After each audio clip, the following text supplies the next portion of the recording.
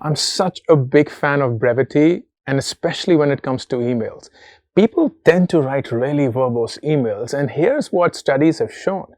Every paragraph that you add after the first one reduces your response rate by 50%, which means if your email has 2 paragraphs, it's half as likely that you will get a response as against if it was just 1. And that is pretty striking, it's pretty shocking, but when you are the recipient of such emails, you begin to see how that works.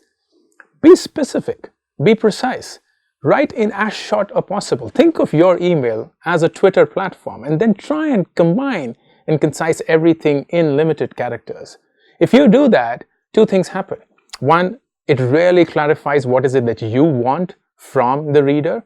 And 2, the reader is very clear of what your email intends to do or your written communication intends to, and thus will act accordingly.